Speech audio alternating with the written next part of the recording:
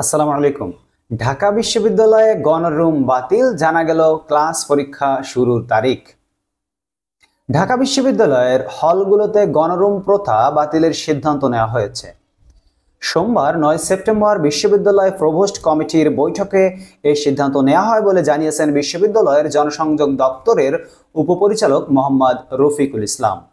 একই সাথে বিশ্ববিদ্যালয়ের শিক্ষা কার্যক্রম শুরুর ব্যাপারেও আলোচনা হয়েছে বৈঠকে। আগামী 22 সেপ্টেম্বর থেকে চালু হতে পারে ক্লাস পরীক্ষা, এমনটাই আশা করেছেন শিক্ষকগণ।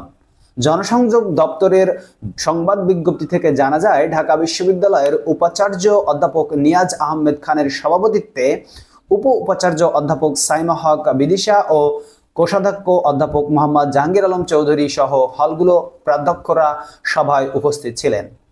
বন্ধুরা, ঢাকা বিশ্ববিদ্যালয়ের যে একটা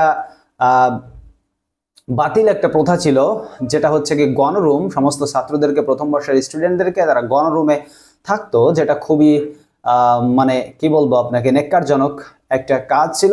সেটি আসলে অবশেষে রহিত হচ্ছে, অবশেষে বাতিল হচ্ছে এবং ছাত্ররা তাদের যে প্রাথমিক যে হল, সেখানেই তারা সিট পাচ্ছে এবং তারা তাদের লেখাপড়া, তাদের অন্যান্য কার্যক্রম সুন্দরভাবে পরিচালনা করতে পারবে।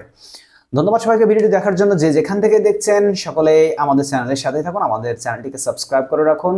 আমরা আপনাদের কাছে কৃতজ্ঞ থাকব এবং আমাদের এই ভিডিওতে একটি লাইক দিতে ভুলবেন না। অবশ্যই একটি লাইক দিবেন এবং আপনার বন্ধুদের সাথে এই ভিডিওটি শেয়ারও করতে পারবেন। দেখা হবে পরবর্তী ভিডিওতে ইনশাআল্লাহ অন্য কোনো খবর নিয়ে। সে পর্যন্ত সকলে আল্লাহর রহমতে ভালো থাকবেন। আল্লাহ হাফেজ।